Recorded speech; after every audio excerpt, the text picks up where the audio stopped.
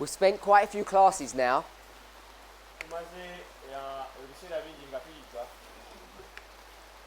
going over a point that I think many people have missed.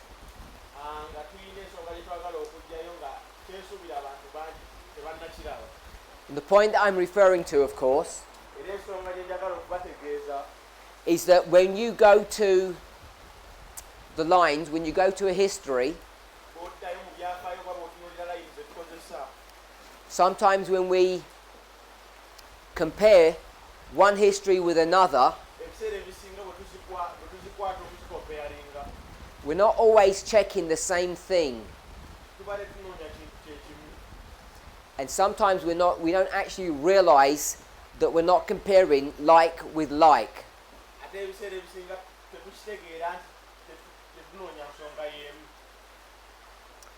As we review our past history, it's been my observation that many of the waymarks that we have discussed have actually been fractals. And what we once thought were primary waymarks have been demonstrated not to be primary waymarks.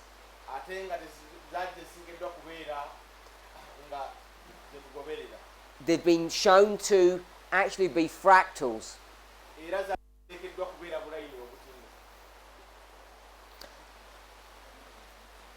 In the presentations we've had thus far, I haven't made that observation,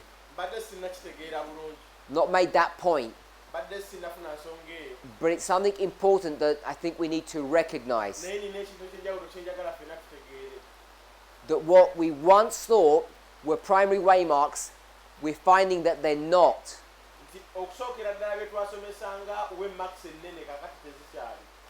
I'll try and demonstrate that in a moment. But what we have been discussing is through the story of Matthew chapter 13, the wheat and tares, that what we were observing in our history, in our movement, when we saw people leaving the movement from 2014 and onward, people who are our former brethren who are giving the third angel's message, what we see is that we cannot use Matthew chapter 13, the wheat and tares, to explain that phenomena.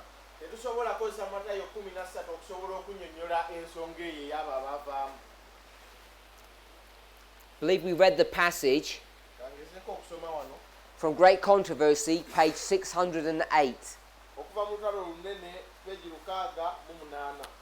Just here. Page 608. And what we read here, Ellen White says, as the storm approaches,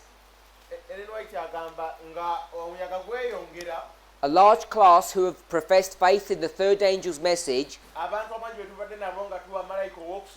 but not been sanctified through obedience to the truth,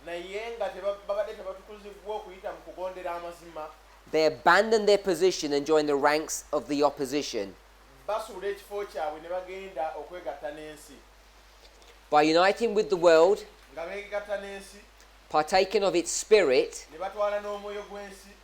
they come to see things in nearly the same light as the world.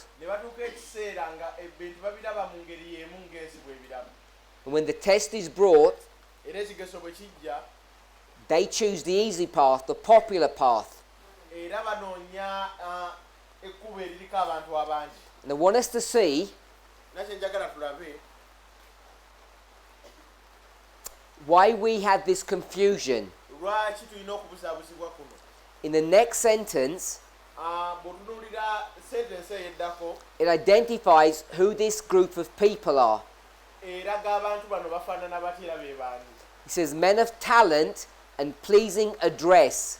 Abantu ab'amaanyi era abategeerekeka. So pleasing address means they were good speakers.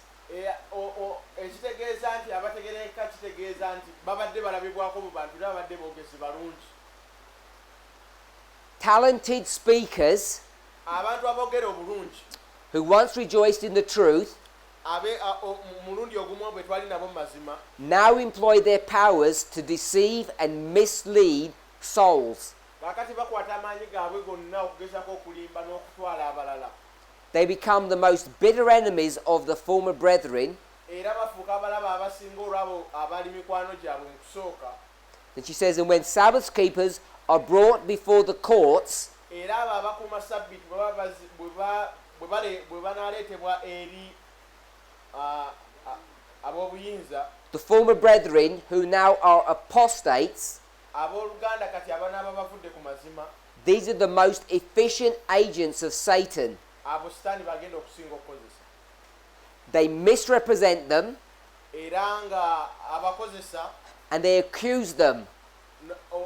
okugezaako okuvumirira bano abali mikwano gyabwe mu kusooka. And by giving false reports, Era nga bawa ne lipooti enkyamu they stir the people against them. ne bagezaako okukuŋŋaanya abantu basobole okuvumirira bali.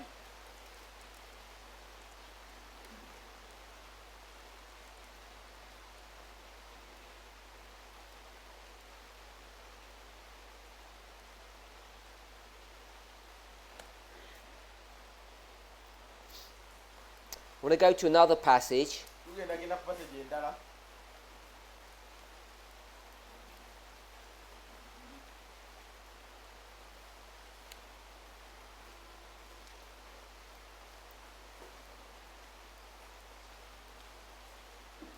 We'll go to Testimonies to the Church, Volume 8. Tugendagenda Testimonies of the Church, Volume 8. Ellen White's Envision here.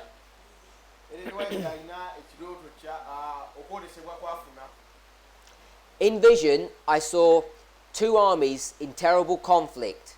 Agamba nti mu kwolesebwa kuno yalaba ab'amagye ba mirundi ebiri. 8T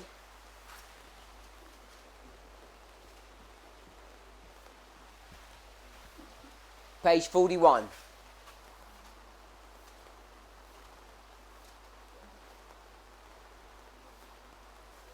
Ellen White's in Vision. She says, I saw two armies. One army was led by banners bearing the world's insignia. The other was led by the blood-stained banner of Prince Emmanuel. She says, standard after standard was left to trail in the dust.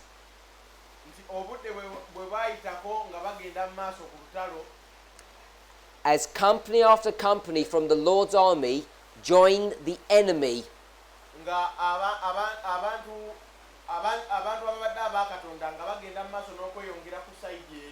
And tribe after tribe from the ranks of the enemy united with the commandment-keeping people of God.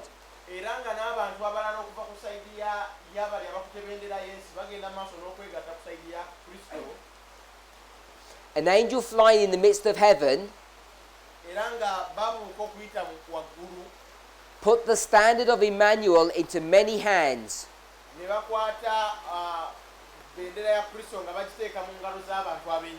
While a mighty general cried out with a loud voice, come into line. Let those who are loyal to the commandments of God and the testimony of Jesus now take their position. Come out from among them and be ye separate, and touch not the unclean.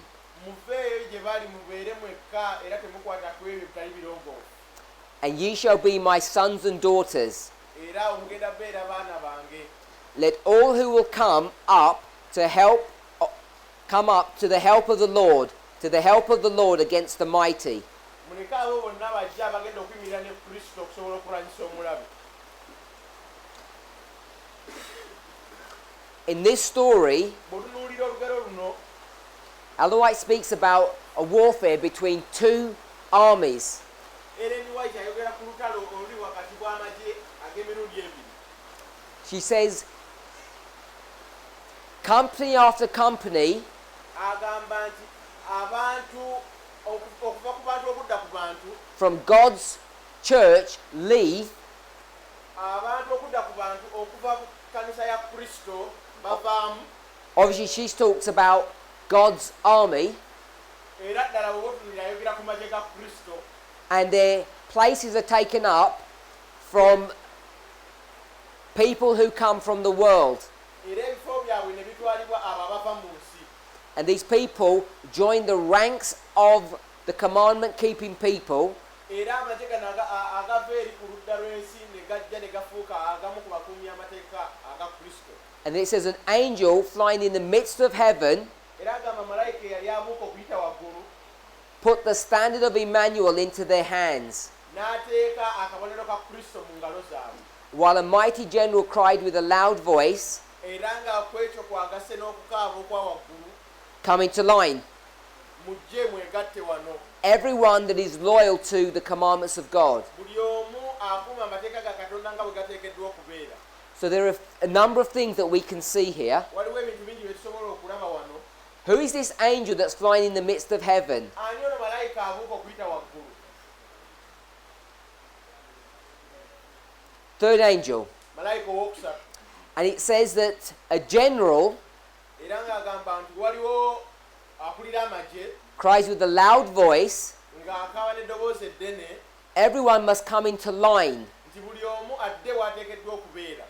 And what it means to come into line, Era kyategeeza buli omu okudda w'ateekeddwa okubeera, it means all those people who are loyal to God's commandments. ategeeza abo abantu ababadde bakuuma amazima ga Katonda mu bwenkanya. And it speaks a sentence before that, Era nga mu sentensi gy'ayogera nga tonnatuuka ku eno, that the people who came from the enemy unite with the commandment-keeping people. nti abantu ababadde ku sayidi ya Sitaani ate bavaayo ne beegatta ku magye ga Kristo. We can see here clearly Kino tukiraba bulungi mu mazima gaakyo. that those people who come from the world and join God's army, Nti abantu abava mu nsi ne bajja ne beegatta ku magye ga Kristo, that these people must become commandment keepers. nti abantu bano bateekeddwa kubeera bakwasi b'amateeka. That's what this vision is teaching. Okwolesebwa kuno kyekugezaako okututegeeza. So this vision Okwolesebwa kuno is a vision of this history kwe kwolesebwa okw'ekiseera ekyo. where many people leave Abantu abangi abadde abakristo nga bavaawo, and their places are taken ebifo byabwe ne bitwalibwa by those who are in the ranks of the enemy. eri abo ababadde mu mikono gya Sitaani. So in the language of 1141, Bw'otunuulira engeri Danyeri 11:41 bw'ayogera, it says, many are overthrown, agamba nti abangi basuulibwa, but Edom, Moab and Ammon escape. nti naye Edomu, Moabu n'Amoni bo bavaayo. In this vision, Mu kwolesebwa kuno it says,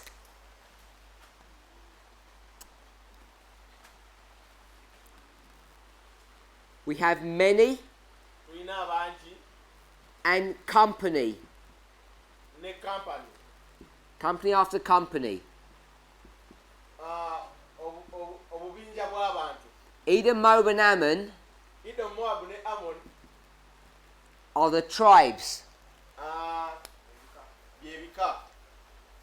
So when you go to the vision of page 41, Bw'otuuka ku kwolesebwa okwo, it's using different symbology to identify the same group.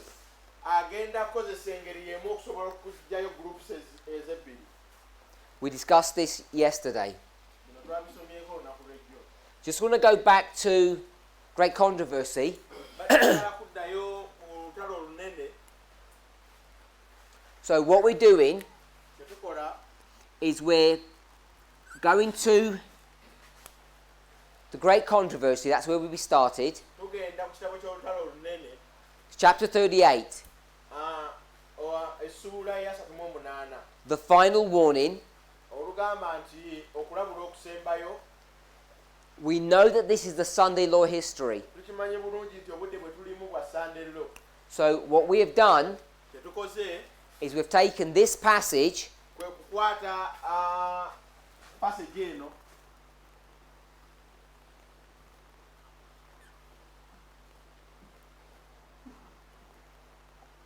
and if we do our own history, era singa tukola layini yaffe we take this history, ne tutwala layini eno which we'll call the line of the 144,000 gye tuyita layini ya 144,000 or the final generation, oba abantu abasembayo, and we fractalize that ne tukikendeeza and we convert it into the line of the priests. ne tugikwata ne tugiteeka mu layini y'abakabona. So the line of the priests Layini y'abakabona will end here, egenda kukoma awo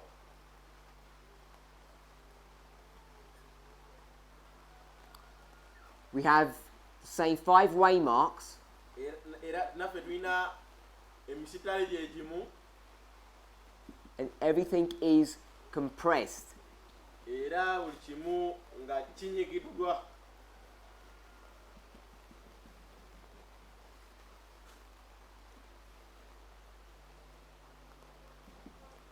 So we have the same 5 waymarks, Tulina wemaaka 5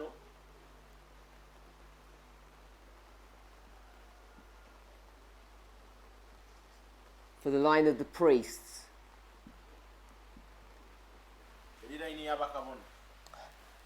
And this we're identifying as 2014, Era eyo nga gye tulaga nga 2014, 2019, Laws of Probation nga 2019 and 2021. ne 2021 nga Second Advent. So when we go to the history, Singa tuddayo mu byafaayo of 14 to 19, ne tutunuulira 2014 ne 2019 we see a fulfillment of great controversy 608 ne tutunuulira ekitabo ky'olutalo olunene peegi 608 and Testimonies to the Church, page 41. ne Testimonies to the Church olupapula 41. This is the history of the Sunday law. ogenda okutunulira nga kino kye kiseera kya Sunday law. People leave and people join. Abantu bajja abalala ne bagenda. The scenes that we see here Ebintu bye tulaba wano are similar to the scenes that we see here. bye bintu bye bimu bye tugenda olaba nawali.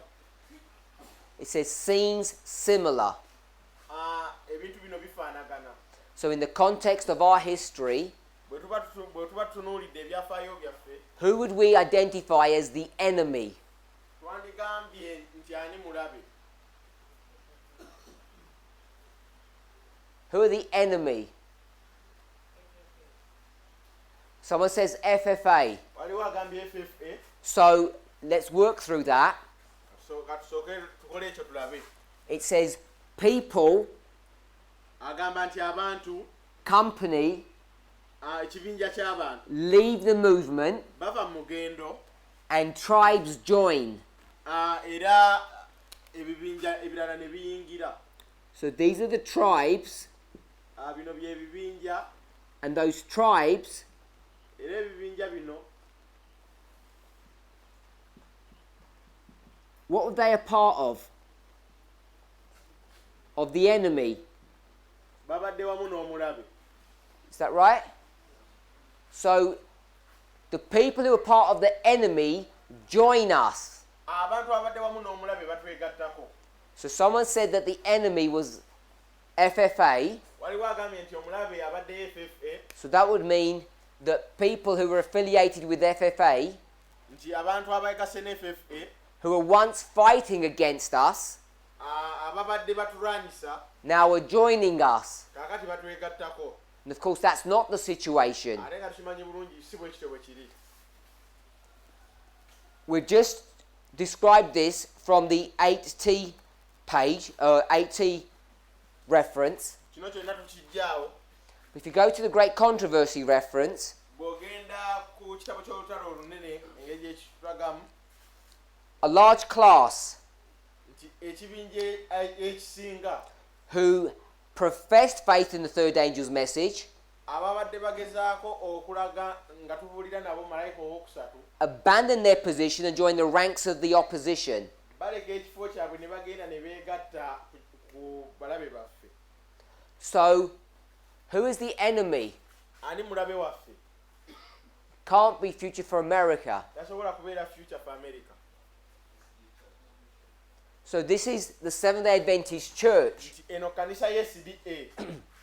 So already we can see kati essaawa zino kirabibwa bulungi in this dispensation, mu kiseera kino when you take a fractal of this history, bw'otwala layini entini eya 144,000 that we're identifying that the conference structure is now our enemy. nga tugamba nti balabe baffe kati ye kanisa y'SDA. And more than that, ekisingako ku ekyo we're at war with them. era naffe tuli mu kulwana nabo. We can see that. Wekibasobola okukiraba obulungi. So who would this people be? Kampani eno ekibinja kino bantu ki? The company after company that leave the banners in the dust and join with the enemy. Bantu ki bano abasula bendera zaabwe ne bagenda ne beegatta n'omulabe. In the Great Controversy passage, it says they join the ranks of the opposition. Ne beegatta n'abo abatuwakanya. And in the Testimonies to the Church, Volume 8 passage, Ate obutunulira Testimonies for the Church, Volume 8,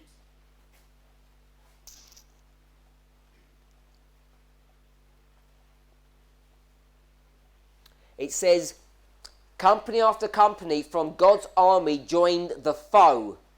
nti ebibinja eby'enjawulo biva eri abalabe ne beegatta eri ekkanisa. So you've got join the foe Ofunye abeegatta eri ekkanisa and join the ranks of the opposition. n'abo abeegatta eri abo abatuwakanya.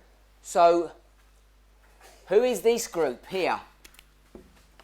Bano baani wano? The company. Ekibinja kino be baani? Because they were not the enemy, were they? Who were they part of? The Lord's army, Kubanga tebabadde balabe baffe, tubadde nabo. or those who did what? Oba be tubadde nabo mu kusobola okuwa obubaka bwa malayika owookusatu. Who professed the third angel's message. Ababadde be tubadde tubulira nabo malayika owookusatu. So who are this group? So this is Future for America. This is FFA. Bano ba FFA, We say that tukyogera bwe tutyo only at the very end. ku nkomerero yaakyo. But there are people, groups, Naye wabaddewo abantu ab'enjawulo who have left. abadde bava mu mugendo guno. Now, why does it say company after company? Lwaki agamba kibinja okudda ku kibinja? What's that indicating? Kyagezaako okutegeeza. What is a company? Ekibinja kye kitya?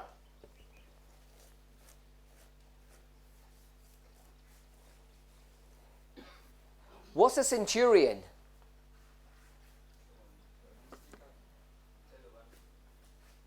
A captain or a soldier who's in charge of a group of people. So waliwo omusirikale. The word would indicate that they're in charge of 100 people, but I don't think it's literally that. Ensibo yandigambye nti omusirikale ono akulira abasirikale abalala nga 100. In any army, Mu magye gonna it's broken down into smaller segments. amagye gamenyeddwamu obutundutundu obw'enjawulo. Here it's called company. Kakati wano kiyitibwa kibinja. So in this vision, Mu kwolesebwa kuno 8T, okwa Testimonies volume 8. It doesn't say individuals are leaving. Tagamba nti omu ku omu be bavaamu. It says companies leave. Agamba nti kibinja be bavaamu. And what would a company look like? Naye ate nga ekibinja kyandifaananye kitya? If this were the general, ono singa yabadde akulira amagye, he would have an army behind him, yandibadde n'amagye emabega we. or what we would call, or what Ellen White calls what? Companies. Ellen White kyayita obubinja. And you know, at the head of each company Tukimanye bulungi nti emabega wa buli kibinja would be a leader. Waliwo omukulembeze. So I want us to see Nina kye njagala tulabe that in the 8T passage, nti oyo asoma volume 8, these are not just individuals who are leaving. bano si omu ku omu abava mu mugendo. These are companies. Bano ba kibinja ky'abantu.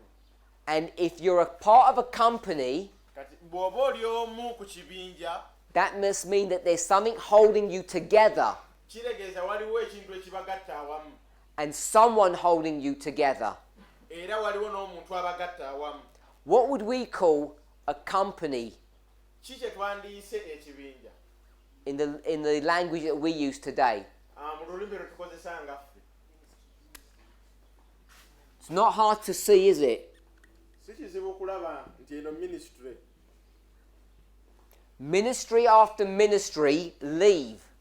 Ministry emu okudda ku ministry endala bavaamu.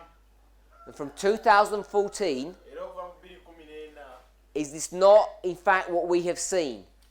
kino nsikiriza bulungi nti tukirabye. We haven't just seen individuals leave. Tetulabye omuntu omu ku omu nga bava mu mugendo. Ministries, Ministry, fellowships, fellowships, people who have been bound together abantu ababadde awamu through an influential leader. era nga babadde emabega w'omuntu omu. So I want to suggest Nina kye njagala ogezaako okuleeta okutegeera kwaffe that these two passages nti passages zino ebbiri are referring to the same history. zigezaako okutulaga ensonga y'emu. You can proof text it to show that. Musobola okuprofitexinga okusobola okukitegeera The dynamic is the same. nti engeri y'emu ekiri mu Great Controversy kyekiri ne mu Testimonies volume 8.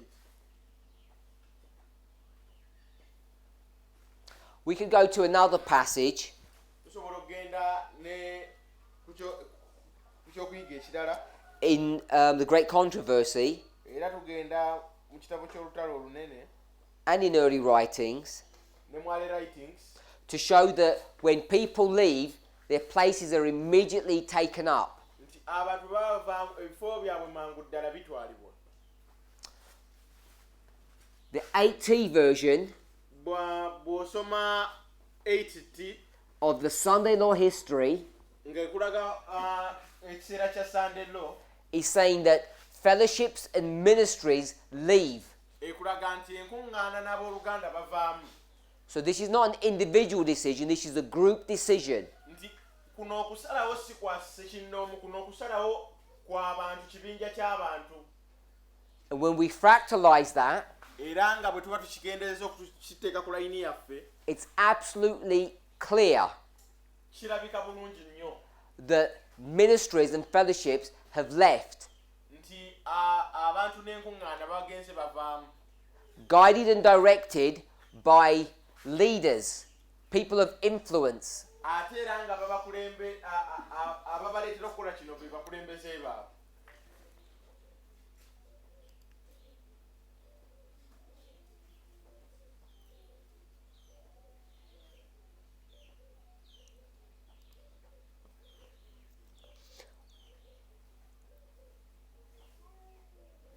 When we go back to the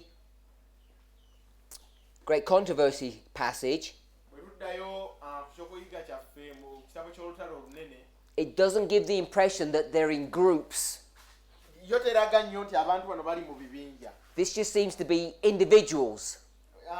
Bw'osoma Great Controversy ekulaga nti abantu bano bayinza okuba bali mu bwa ssekinnoomu. But these individuals naye abantu bano are people of talent, bantu abalina talanta oba ebirabo pleasing address, era nga balabikako mu bantu which means they're good orators, good speakers. kitegeeza nti boogezi balungi.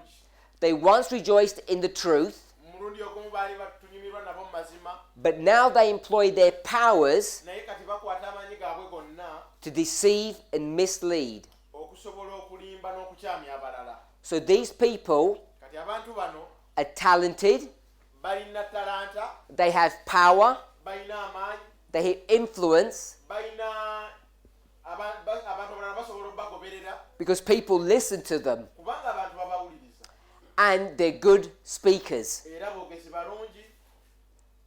Again, Era we can see that there are many people who fulfill or meet this criteria that have left in this history. tukira bulungi nti waliwo abantu bangi abatuukiriza olugero luno mu kiseera kyaffe, And in a number of cases, era mu biseera ebisinga these influential men bano abasajja abalina amaanyi tended to be the leaders of these ministries of fellowships, ogenda okwesanga nga be bakulira enkuŋŋaana n'abooluganda abasinza, but not in every circumstance. naye si mu buli ngeri yonna. At times they may have just been individuals who were influential. bandikikoze nga basekinnoomu.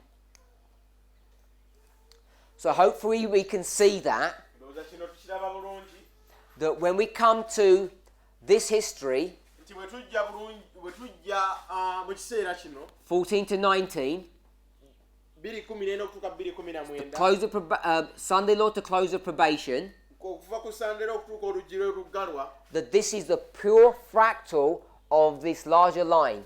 nti eno layini nnungi entini bwe tuba tugigobereza ne layini eri ennene, And everything is fitting correctly. era buli kimu kitambula bulungi era bijjamu mu layini yaffe.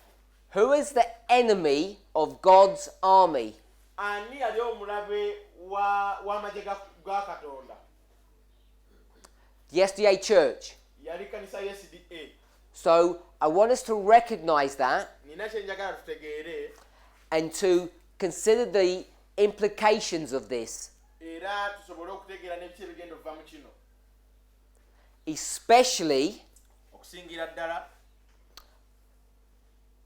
when we start considering singa tutandikira ddala this parable here. okukwata ku lugero olwo.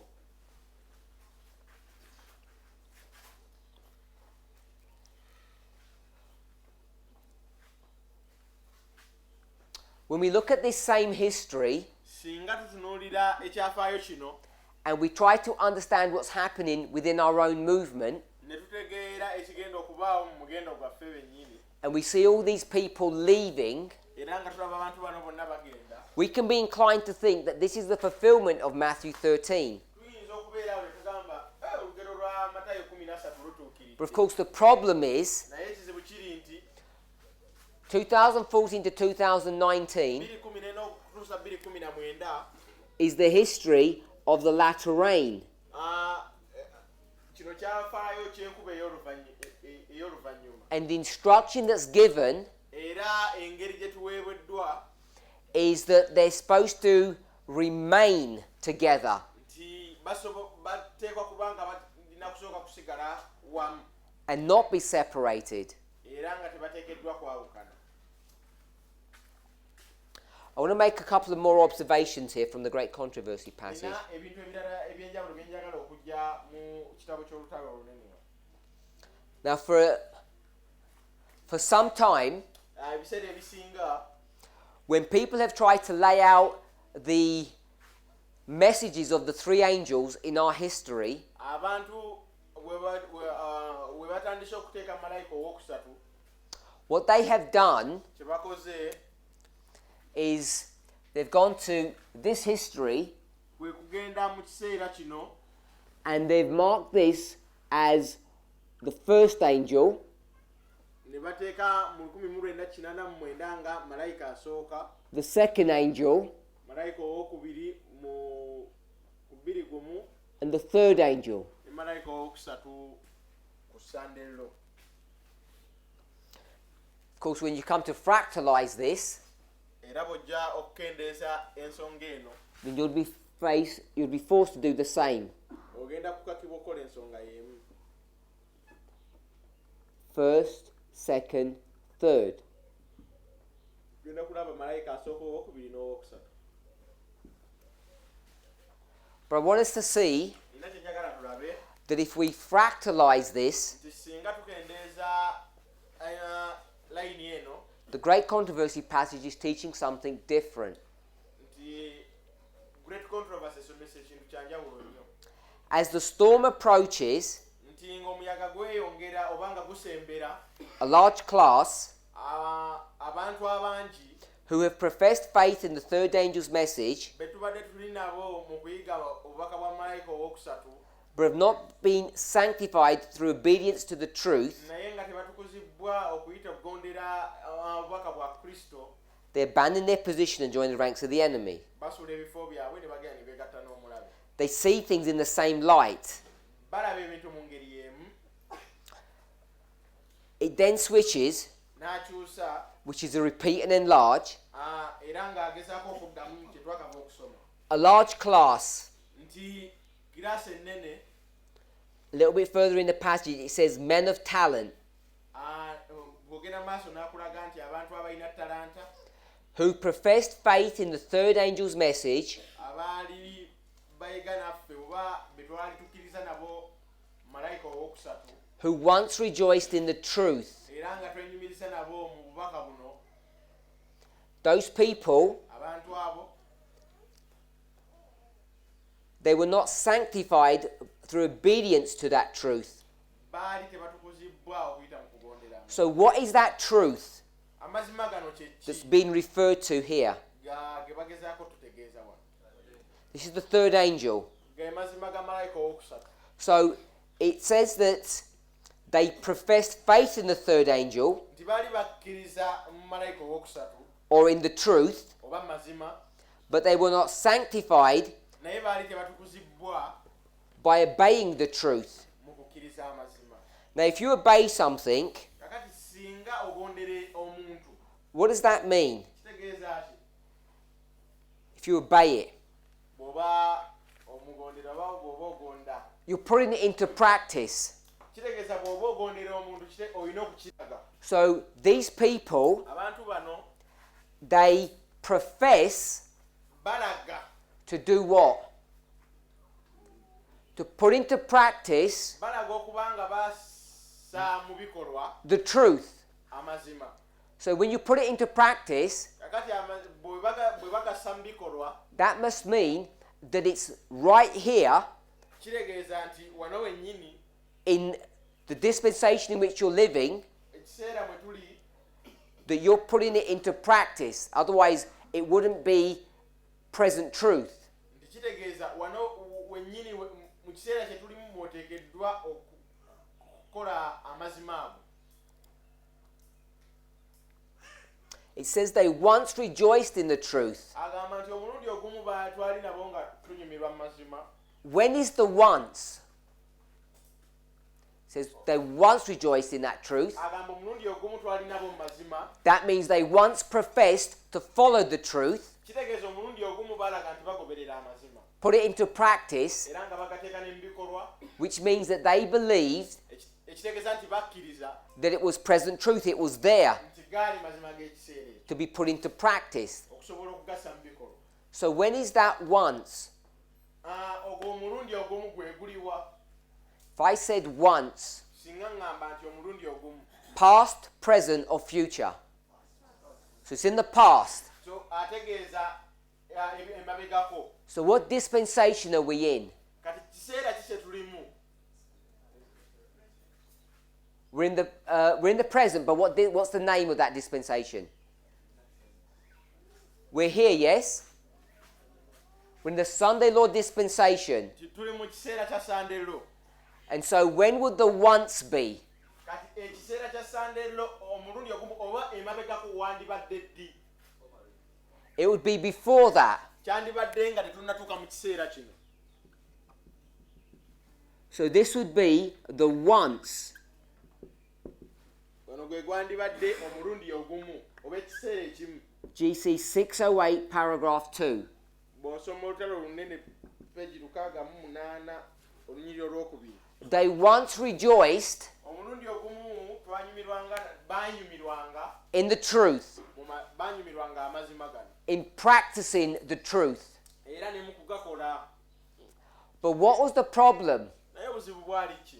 What is causing them problems now in the Sunday law history? Kiki ekireeta obuzibu mu kiseera kya Sunday law? Why they find themselves in a difficult position now? Lwaki beesanga nga bali mu kifo ekizibu kati? What's the problem? Buzibu ki? We read, Busomye it says that they have come to a place. nti batuuse mu kifo. If I said come to, Bwe ŋŋamba nti bazze, past, present or future? kiri mabega we tuli oba mu maaso? Present. Kitegeeza kiri we tuli. So here's the present. Kitegeeza tuli mu kifo era nga wano we wali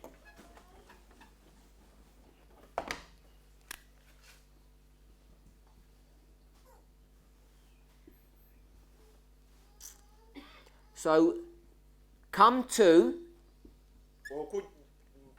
bazze once. ne okusookera ddala. So what have they come to do? Kakati bazze kola ki? It says they have come to view matters Agamba nti bazze okutandika okulaba ensonga zino in nearly the same light mu ngeri y'emu as whom? nga bani? The enemy. Ng'abalabe baffe. And when the test is brought, Era ekigezo bwe kijja, they choose to stand with them. kye bakola kwe kuyimirira n'abalabe.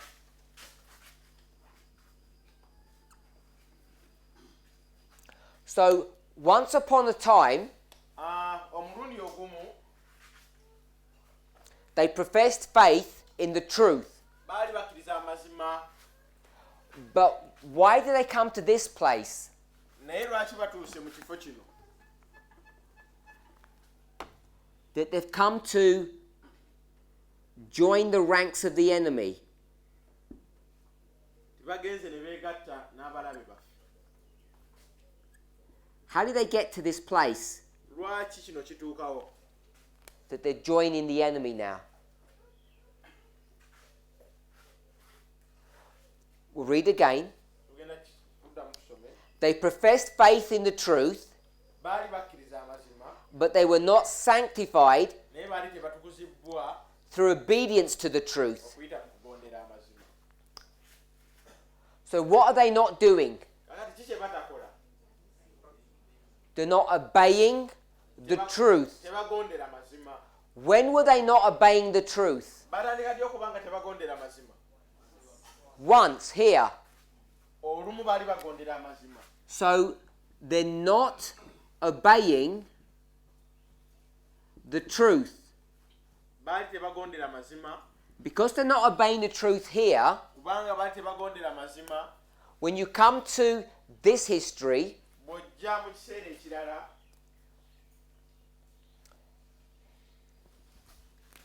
which is the history of the test, olw'ekiseera ky'ekigezo, they will join the enemy.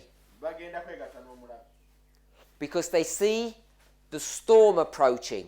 Kubanga balaba nga obubi bweyongera. And it's easier to be with this group Era kyangu nnyo okwegatta ne gurupu eyo than with whom?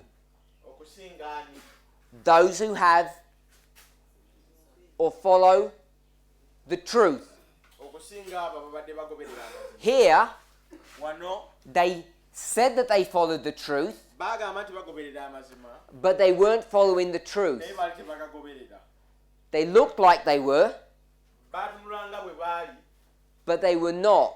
naye tebaali. So what dispensation is this? Kaakati kino kiseera ki? Here it is, Wano tulina second angel, 9:11 to 14. tulina 2:1 okutuuka ku 2:14. And someone said Omuntu omu n'agamba that this is the history of the former reign, nti kino kino kiseera kya nkuba esooka because this is the history of the latter rain. kubanga eno y'enkuba ey'oluvannyuma. So in the history of the former rain, kakati tuli mu kiseera eky'enkuba esooka,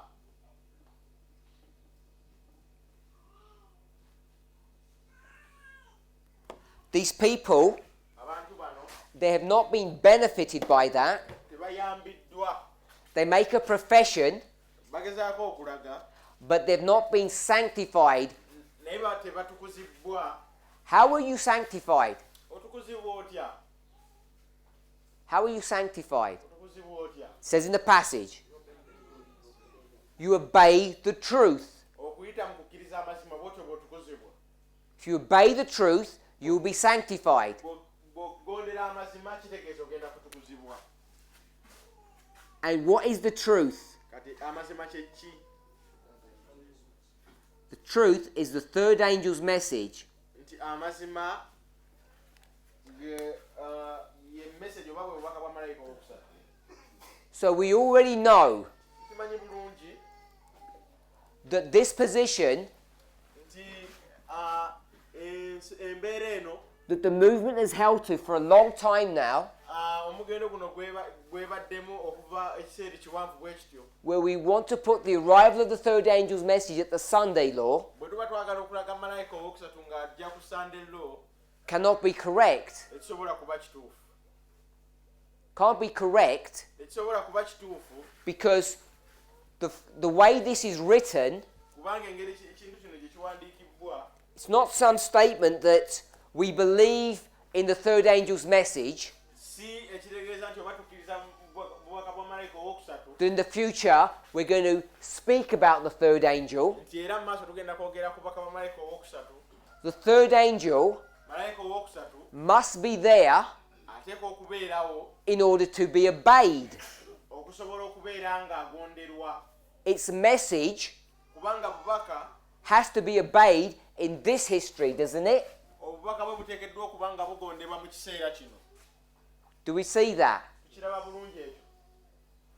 So when we've taken this position Bwe tuba tutte ekifo ekyo that the arrival of the message is at the Sunday law, nti obubaka bujja kutandika ku Sunday law, we can see that not only is it just a mistake, tetukiraba bulabi nti eyo nti nsobi, it's wrong, it's not in agreement with inspiration, kikyamu kubanga tekikwatagana na mwoyo wa bunnabbi, that it begins to explain kati awo ne kitandika okunnyonnyola what's gone wrong in the experience of these people. kyekitali kituufu mu bantu bano. If you don't believe in the Holy Spirit, bw'oba tokkiriza mu mwoyo mutukuvu, when you see his work, his influence being exhibited in the people, bw'olaba omulimu gwe nga gugenda mu maaso mu bantu, what will you attribute that work to? wandigambye omulimu ogwo ki? Satan Wandigambye oyo Sitaani or fanaticism? oba okwo kusanyukirira, You have to explain things in a different way. era ogenda tandika okunnyonnyola ebintu mu ngeri ey'enjawulo. So if you don't believe Bw'oba tokkiriza that the third angel's message arrives before the Sunday law, nti malayika owookusatu atuuka nga tetunatuuka ku Sunday law, can you obey the third angel? osobola okumukkiririzaamu? You can't. Tosobola. You must be obeying something else. Oteekwa okuba ng'olina ekintu ekirala ky'ogondera. And if you're not obeying the third angel, Kati bw'oba togondera malayika waakusatu, what cannot be happening to you? ki ekitasobola kutuukako? You cannot be sanctified. Tosobola kutukuzibwa. Now, each of us knows, Kati ffenna tukimanyi bulungi, at least each of us here knows and believes, nzikiriza nti abasinga ku ffe tumanyi that the message of sanctification nti obubaka bw'okutukuzibwa is confined to what dispensation? nti buteekwa kubeera mu kiseera ki? It's the early rain. Buteekeddwa kubeera mu kiseera eky'enkuba esooka. This study is 2 years old. Okuyiga kuno kubaddewo emyaka ng'ebiri emabega. what began to be termed the 7 steps of salvation. ekyatandika okutuumibwa nti steps oba engeri musanvu omuntu gy'ayinza okutukuzibwa. A phrase that was coined from the 7 thunders. Era nga bakijja mu kubwatuka omusanvu. 7 experiences engeri y'okuyitamu omusanvu that take you through a reform line, ezikutwala okuyita mu layini zaffe. which is in agreement with what the movement's taught for decades now. Ekikwatagana n'ekyo omugendo gw'ekibulidde okumala emyaka n'emyaka. The 9/11 is baptism, Nti 21 kubatizibwa justification by faith, era kutukuzibwa, which leads to a life of sanctification by faith. era bw'omala okubatizibwa nekikutwala mu bulamu okubeera ng'otukuzibwa. So in this history, Kati bw'otambulira mu kiseera ekyo, when you are being sanctified by the truth, bw'oba obeera ng'otukuzibwa okuyita mu mazima, according to great controversy, okusinziira ku lutalo lunene, what is the mechanism for that sanctification to occur? ngeri ki omuntu gy'ayinza okutukuzibwamu? It's the 3rd angel. Okuyita mu malayika owokusatu. Recently, Babigako, actually not that recently, but people have picked it up recently. abantu tukkiriza nabo nti mabegako. I think I first publicly laid it out carefully Nti twakyanjula mu bantu October 2018 in France, mu October 2018 e Bufalansa. just after the midnight cry was given in the School of Prophets in Arkansas. Nga tumaze midnight crying emaze okuweebwa mu Arkansas. So that camp meeting, Kati ku lukuŋŋaana olwo we were already identifying that the 3rd angel's message does not arrive at the Sunday law. twategeera bulungi nti malayika owokusatu tatuuka ku Sunday law. People didn't notice that, they didn't see. Abantu tebakitegeera era tebakiraba.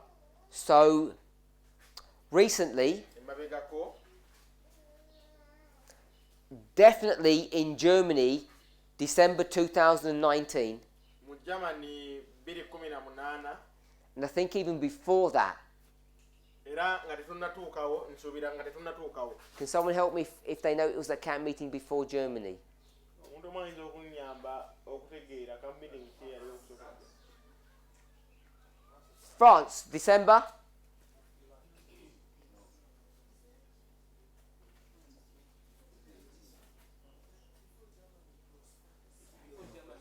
2019. Yeah, December 2019. December 2019. Yes, it was in connection with the wheat and tares. Era twali twogera ku lugero olwo olw'ebisusunku n'eŋŋaano. So it's been in the public domain for a while now Era tukitadde mu likodi kati that the 3rd angel's message cannot arrive at the Sunday law. It doesn't arrive there. nti malayika ow'okusatu tatuuka ku Sunday law. And that message seemed to disturb people. Era obubaka obwo bulabika nga busumbuwa abantu. So we've just gone to this passage, Era ngenda kuddayo. and hopefully we can see it quite clearly here. Era tusome passage eno egenda tulaga bulungi. Can everybody see that? Quite plainly. Buli omu asobola okukiraba mu bwambulukufu bwakyo. That she's showing us that the 3rd angel does not arrive at the Sunday law. Nti malayika ow'okusatu tajja ku Sunday law. You just read the passage. When you, maybe if you're, I know we've alread it before, but maybe you haven't noticed. Nkimanyi bulungi tubadde tusoma naye tubadde tetunnakitegeera. But now I point it out. Naye kati njagala kukiggyayo. Is it clear to see Nti kivaayo kirabika bulungi.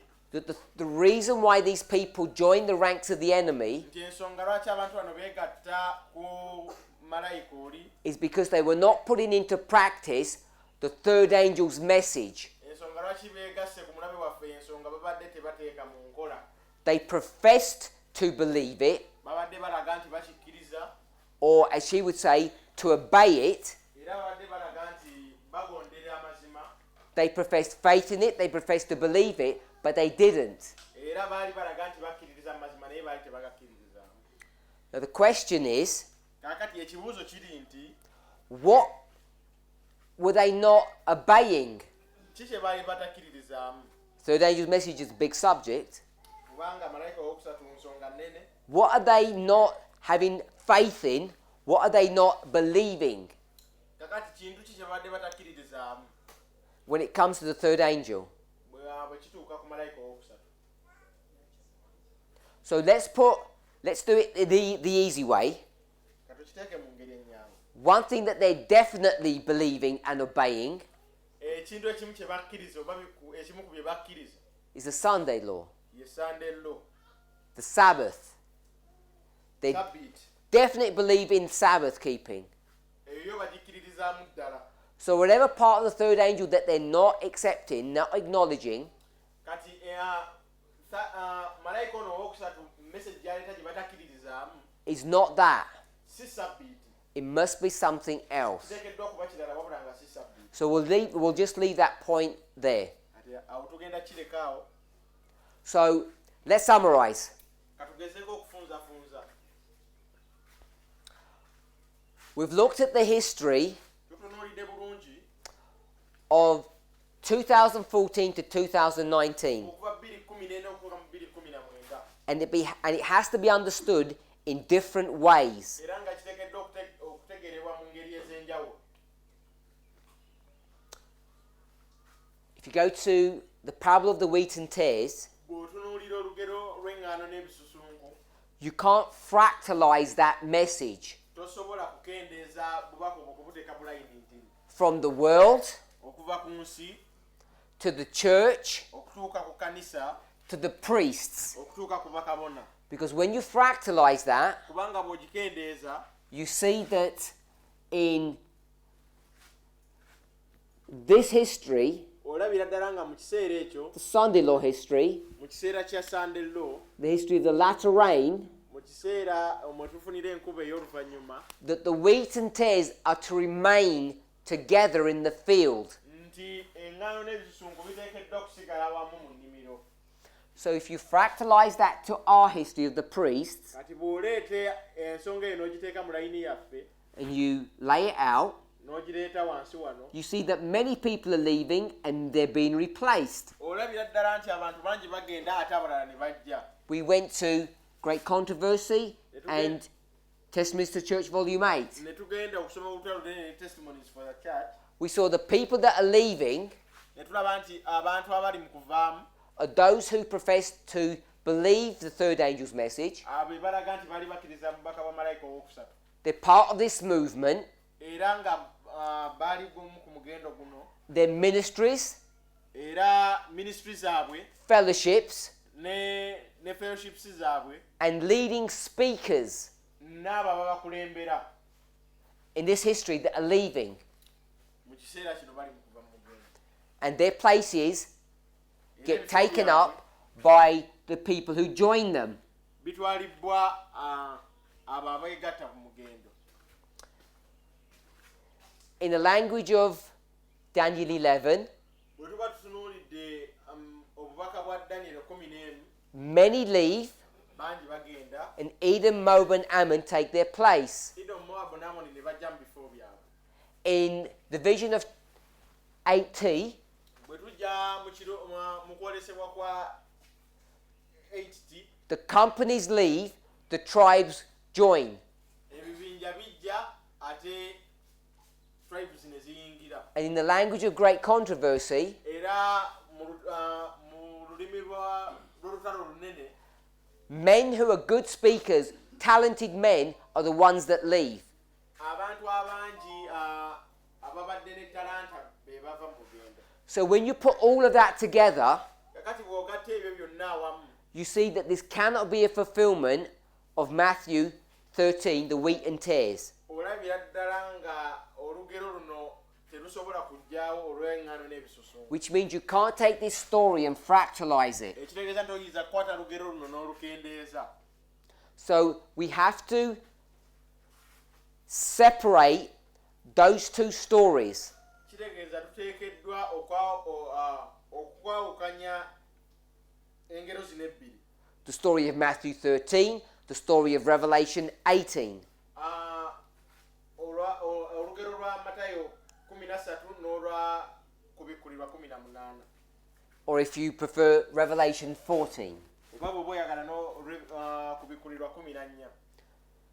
So when we come to the subject of the wheat and tares, Kati bw'ojja nga tusoma ku lugero luno olwa ŋŋaano n'ebisusunku, we can see tusobola okukirabira ddala bulungi that it's not a repeat and enlarge. nti luno olugero terweddamu bwezzi, Because repeat and enlarge kubanga olugero bwe luba lweddamu is the issue of scalability or fractals. bwe tugenda olabira nga olugero luno lugenda ne kulayinenti, And we're not dealing with that. era ekyo si kye tuli mu kusomako. We're dealing with a non-fractal story. Olugero lwe tuli mu kusomako tetusobola kendezebwa kuteekebwa ku layini ndala. Some people might call it a hybrid. Abantu abamu basobola okukiyita ekitakyusibwa, And it really is a subject of progression. era nga tugenda okulaba nga kyeyongera bweyongezi. We went to Matthew 13 here, Bwe tugenda ku Matayo essula 13 and we saw ne tulaba bulungi that Christ gives the story of the field being the world. nti Kristo awa olugero luno ng'agamba nti ennimiro y'ensi. And Ellen White says Ellen White n'agamba the field is the church. nti ennimiro ye kkanisa.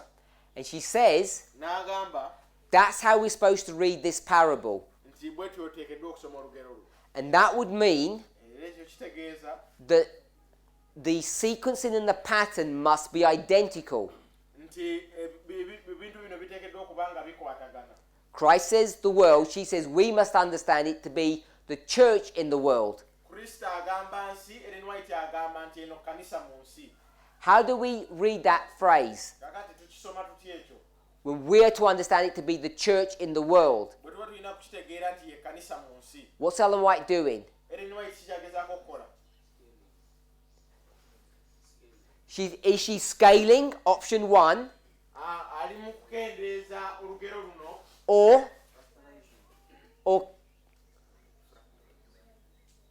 or clarifying what Jesus meant? oba agezaako kunnyonnyola ki Kristo kye yali ategeeza.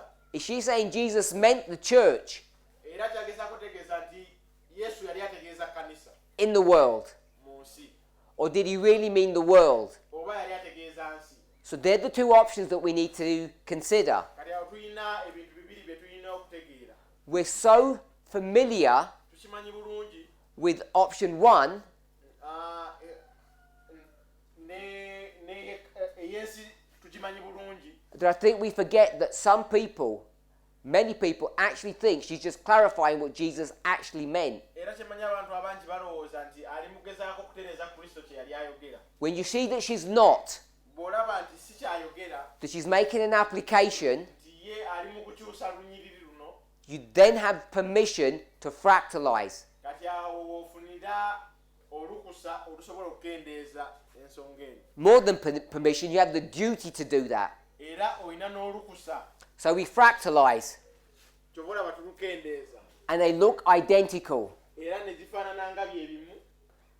And once you do that, Era ekyo bw'okikola, then what you notice kyogezaako okutegeera is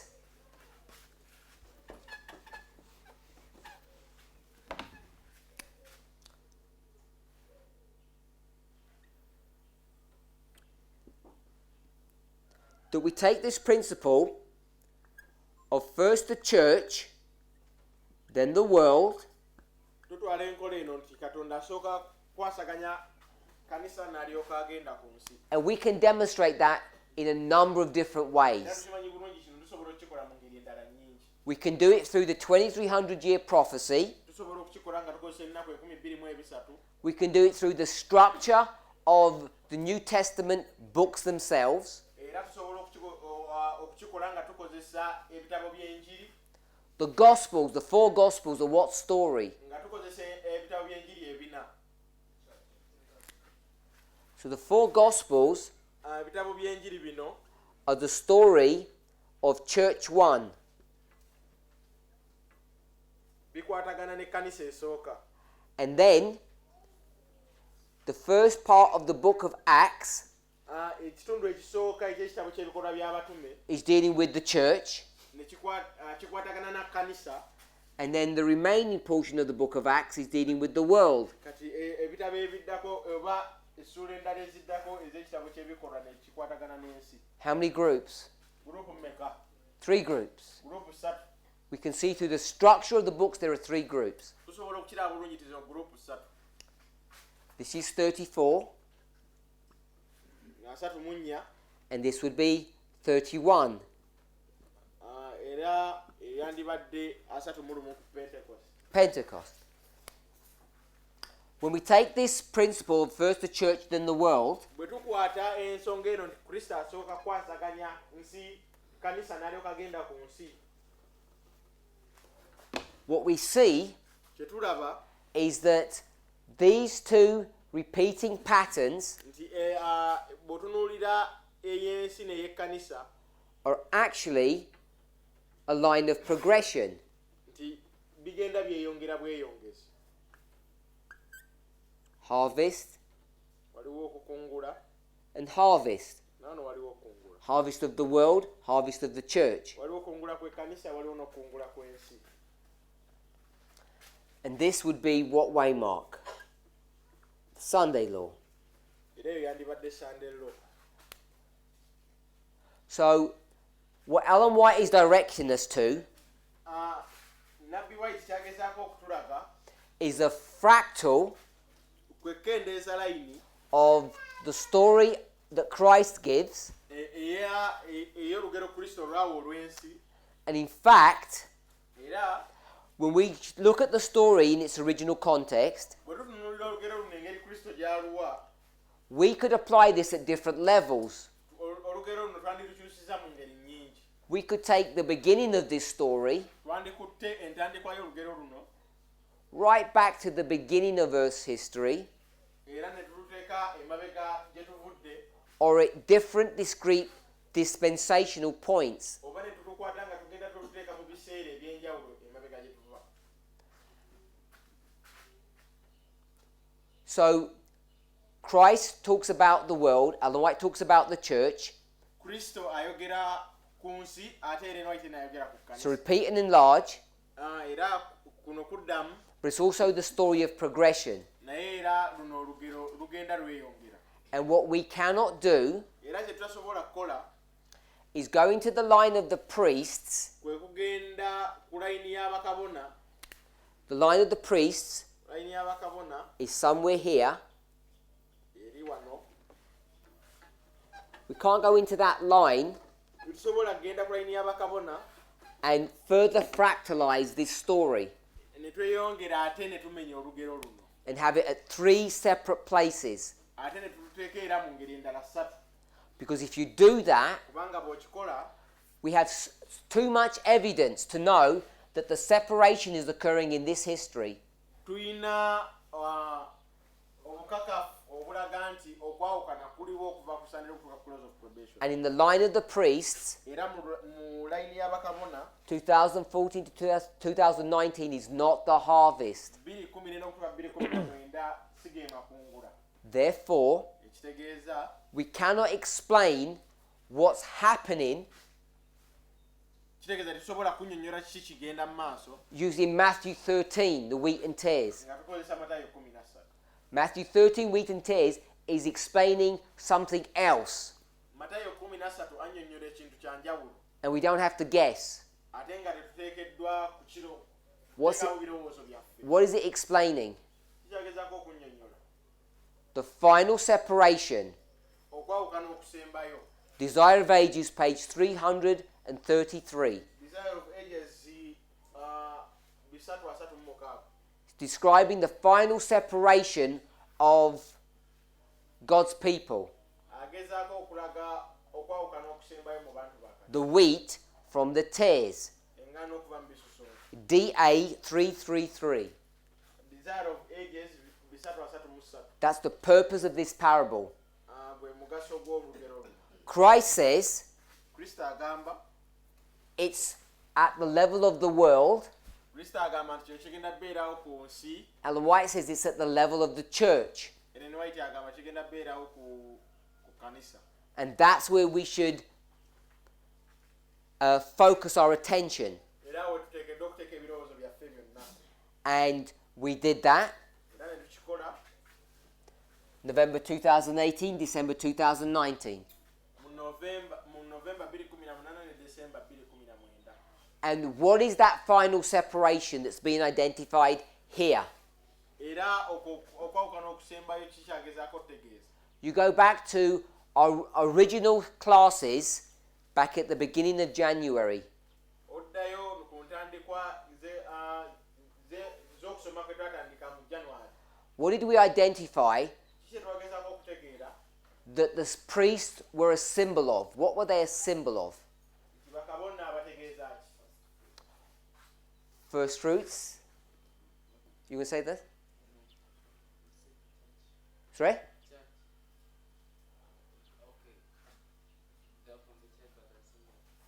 So there's a message that goes to the church, Nti waliwo enjiri egenda mu kkanisa and the priests are whom? nti bakabona be baani? What's the message? The everlasting gospel goes to the church, and the priests are whom? Enjiri etaggwawo egenda ku kkanisa era bakabona be baani? The ones who respond positively. Bakabona be baba abakkiriza obubaka buno. The ones who obey the call of the gospel, Abantu abakkiriza okuyitibwa okw'enjiri eno we call the priests. tubayita bakabona.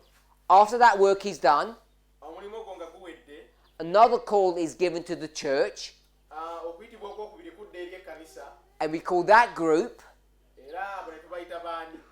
the Levites. Tubayita Abaleevi. And then we go and give the same message to the world, Kati ne tugenda obubaka bwe bumu ne tubuwa ensi.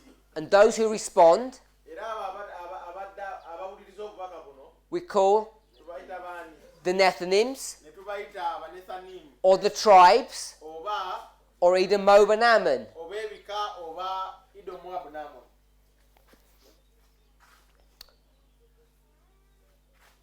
So when we come to the subject of the final separation, Kaakati bwe tujja ku nsonga eno ey'okwawukana okusembayo at the level of the church, ku kkanisa, who is separating from the church? ani ayawukana okuva ku kkanisa? Those people Abo abantu who respond positively to the everlasting gospel. abaddamu oba abakkiriza obubaka message y'obulamu obutaggwaawo. Because the everlasting gospel is what? Kubanga obubaka buno ki? Three-step prophetic testing message Erimu ebigezo bya mirundi esatu that first creates two groups, era olumala nereetawo gurupu bbiri oba ebibinja bibiri, and then does what? Manifests or separates them. kati olumala ate nebaawula. So, who are the two groups? Kakati gurupu ezo n'ebbiri ze ziriwa? On one side, Sayidi emu we had the church, tulinawo ekkanisa, and on the other side, it's whom? kati ku sayidi eri endala ne tubeera naki? The priests Ne tubeera ne bakabona and n'Abaleevi. the Levites. N'Abaleevi. Initially, you had two groups. Okusookera ddala twabadde n'abantu ba mirundi ebiri. When the message went to the church, Obubaka bwe bwagenda eri ekkanisa it produced two groups, the priests kyazaala gurupu za mirundi ebiri, bakabona and the remaining church. n'ekkanisa eyasigalawo. If you want to say it that way. Njagala tukyogere bwe tutyo. And then the message went to what was left, Obubaka ne buddamu ne bugenda ku abo abaasigalayo, and those who responded positively are called the Levites. era abo abaddamu okukkiriza amazima be bayitibwa Abaleevi. So the separation that occurs in the church Okwawukana kuno okukolebwa mu kkanisa is the story of the priests and the Levites. lwe lugero lwa bakabona n'Abaleevi. And what vision, what story best portrays that? Lugero ki olusinga okulaga ensonga eno? Matthew 13. Matayo as Ellen White wants to give it. ngeri ne White bw'ayagala olulaga. What story, what parable best portrays that? Lugero ki olusinga okulaga ensonga eno? Maybe it's a subjective question. Kiyinza okuba tekitegeereka bulungi. I would suggest Nja kwagala okuteesa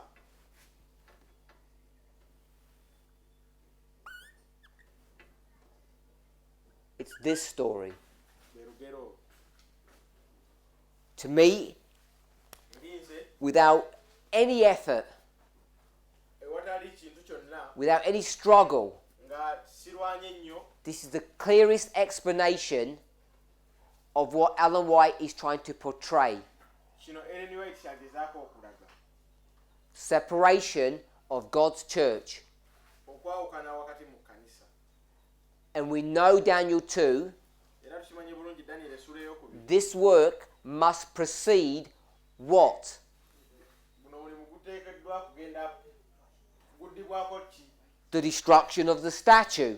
Guddibwako kukuba kibumbe. And in the destruction of the statue, what do we see? Kati mu kukuba ekibumbe ki kye tulaba? A work of separation. Okwawukana.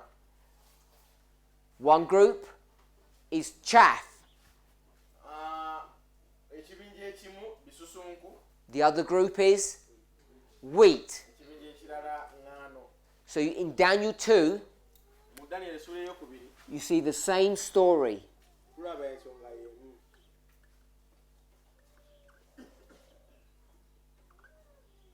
The story of the separation of the wheat from the chaff. Tulaba bulungi ng'eŋŋaano eyawukanizibwa ku bisusunku.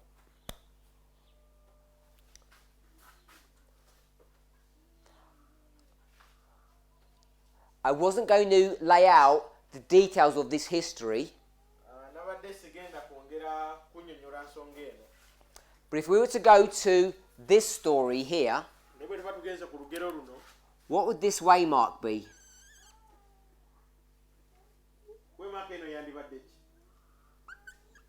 This big line, what is this waymark?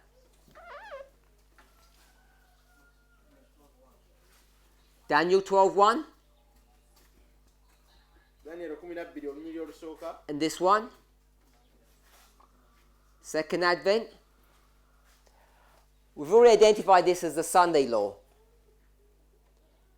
tukitegedde bulungi nga ye Verse 41, olunyiri olwanamu olumu.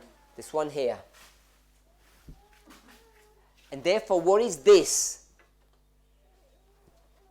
Because this is the harvest of the priests and the Levites and the church, of course, Kubanga gano makungula ga kkanisa With- eri bakabona n'eri abaleevi. where they're separated. Awo we baawukanira. So, this group are whom? In the language of Matthew 13. This is the wheat, Bano eŋŋaano and this is the tares. era bano bye bisusunku. So, what waymark is this?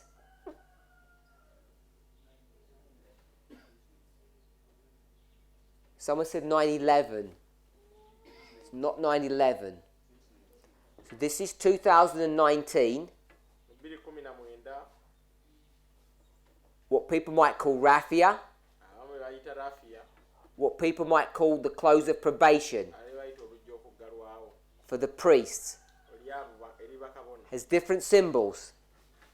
Waliwo engeri nnyingi gy'oyinza olagawo emaaka eyo. So, this history, Kakati mu history eno, the history in which we find ourselves, history mwe twesanga is the separation of this movement yenjawukana wakati w'omugendo guno from the church. okuva eri ekkanisa. And before that could happen, Era ng'ekyo tekinnatuukawo, before that separation must occur, ng'okwawukana okwo tekunnatuukawo, what needs to occur before that? ki ekyetaaga okutuukawo ng'ekyo tekinnabeerawo? All these people need to have left first. Abantu bano beetaaga okuba nga bonna bavudde mu lugendo. So we actually have Kati tubeere nga tulina what we might term a purified ministry or a purified movement. kati tubeere nga tulina omugendo ogutukuzibwa. So, without going into the intricacies of this story, nga tetunagenda nnyo wano what I want us to see kyenjagala tulabe is that we are now in the most critical point in our history as a movement. nti ekiseera kye tulimu kyakazigizigi nnyo omugendo mwe tuli, Because now we're in the harvest kubanga kati tuli mu kiseera ekyamakungula of Matthew 13, Matayo 13, and the wheat are now being separated from the tares. era kati eŋŋaano eri mu kusunsulwa okuva mu bisusunku. I think it's a misnomer Era kino kimanyi bulungi when we try to give the order or the sequence of how that harvest works. engeri gye tugezaako okulaga nti amakungula gano gabeerawo gatya. Because in Matthew 13, Kubanga mu Matayo 13 who's first? ani asooka? In Revelation 14, who's first? Mu kubikulirwa 14 ani asooka? The wheat. Ngano yesooka. In this story, the wheat are first. In this story, the tares are first. Mu lugero luli ngano yesooka, mu lugero luno bisusunku bye bisooka. And I would suggest Era nandisabye the reason why they are given in that order ensonga lwaki babiwa mu ngeri eyo is because of the context of each of the separate stories. kubanga engero zino za njawulo. The focus Okusookera ddala of Matthew 13, ebirowoozo bino biba bisa ku Matayo 13. in fact, if you go to many Bibles and they give little titles, Era bw'osanga bayibuli ezo ezikuwa heading it's not even the parable of the wheat and tares. ogenda sanga nti si lugero lwa ŋŋaano na bisusunku. It's actually the parable of what? Just the tares. It actually says it's the parable of the tares. Zigenda kugamba nti luno olugero lwa bisusunku. So I want to make that observation, Mbadde njagala naako nako tukategeere that the focus of the parable itself nti olugero lwennyini is not wheat. terwogera ku ŋŋaano. Christ Object Lessons, chapter 4, what's the title? Bw'osoma COL essula ey'okuna Tares. Nothing about wheat. tebalina kye boogera ku ŋŋaano, boogera ku bisusunku byokka. The focus is the tares. Obwongo bwawe bwonna babutadde ku bisusunku. So the householder says, Kati nannyini nju agamba oba nannyini nnimiro agamba you're so urgent to deal with the tares, mwanguye nnyo okukwatagana n'ebisusunku. don't worry, they'll get dealt with in harvest. Temubifaako, tugenda bikolako nga ekiseera ky'amakungula kituuse. Revelation 14. Bw'osoma ku bikulirwa 14, We often focus ebiseera ebisinga tutunuulira on the negative side of the third angel. tutunuulira ku ngeri eri etali nnungi nga tutunuulira malayika owookusatu. Why is that a problem? Lwaki ekyo kizibu gye tuli? Because when you go to the first angel, Kubanga bw'ogenda ku malayika asooka, what's the focus? ye atunuulidde ki? Positive or negative? Kirungi oba kibi? Positive. Kyatunuulidde kirungi. What's the expectation? Ate ekisuubiro. What's the expectation that you will do or you will give? You will give glory. Ogenda kuwa Katonda ekitiibwa. It's a positive message. Kati obubaka bulungi, Second angel says you didn't do it. kati malayika owokubiri n'agamba tewakikola. So the third angel, Kati malayika owookusatu what should the focus be? ye agenda kuba atunuulidde ki? The warning Agenda kuba atunuulidde kulabula or the statement about being patient? oba agenda kutunuuliza okubeera omulinzi. Verse 12. Here is the patience of the saints. That's where the focus should be. Kati atutunuuliza bugumiikiriza. Positive message. Bubaka bulungi. And then when you get to verse 14 and onwards, Kati bw'otunuulira okuva ku Revelation 14, the focus of the third angel are the people that get addressed first. ogenda okutunuulira nga malayika owookusatu ayogera ku abo abantu abasooka. It's not trying to show a sequence, it's a literary style. Tagezaako tulaga ng'ebintu bwe bitambula naye atulaga nga bwe kiteekeddwa okubeera. Let's summarize. Katufunze. When we look at stories, Bwe tutunuulira engero zino their fulfillment, n'engeri gye zituukirira here, wano 2014 to 2019, 2014-2019 we need to explain what's going on through previous histories or line upon line. tuteeka okunnyonnyola ki ekigenda mu maaso mu ngero zino. When we do that, Bwe tukikola sometimes you use fractals, olumu tukozesa layini entini, sometimes you use things that are based upon fractals, but they're not fractals. kati olumu tukozesa ebintu ebyefaananyiriza ne layini entini, And sometimes you use this concept of progression. kati olumu tukozesa events zino ezigenda zeeyongera. It's not so straightforward Tosobola kirabira kungulu to fractalize everything osobole okukendeeza buli kimu because you come to wrong conclusions. kubanga omaliriza ofunye ansi enkyamu. And if you ask, Era bw'obuuza how do you know when to fractalize and when not to? ddi lwe nteekeddwa okukwata engero zino nziteeke ku layini entini, ddi lwe siteekeddwa, My honest answer is I don't know. nange simanyi. It's not that straightforward. Si kyakungulu, tekirabika mangu. We're at a place now Tuli mu kifo kati that we recognize it. nti kati tukitegeera. I don't think we're at a place yet Sisuubira nti tutuuseewo where we have the rules to know when we should and when we shouldn't. ebisobola okutulaga nti oba tuteekeddwa oba tetuteekeddwa. It's much more observational Kyetaaga okwongera okuteekako eriiso ejjogi as opposed to being intuitive. era nga kisobole okutegeerekeka. Let's pray.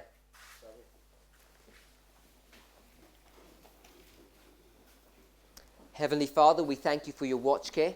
Katonda waffe tukwebaza olw'obukuumi bwo. We pray that you would be with us and guide us. Tukusaba Katonda waffe obeere wamu naffe era otukuume. Lord, help us to recognize how these lines work. Tuyambe Katonda waffe tutegeere engeri layini zaffe zino bwe ziri. Help us to see that sometimes we're to fractalize and sometimes we're not to. Tuyambe tusobole okutegeera nti olumu tusobola okukendeeza passages ezisinga ate olumu tetuteekeddwa. Sometimes we're required to see how progression works. Ebiseera ebimu tuteekeddwa okulaba engeri y'okweyongera gye kugenda mu maaso. Please be with us and guide us Tukwebaza Katonda waffe obeere wamu naffe as we explore your word. nga bwe tugenda mu maaso n'okunoonya amazima mu kigambo. May each of us be true to you. Katubeere ab'amazima Katonda waffe gy'oli. We pray in Jesus' name.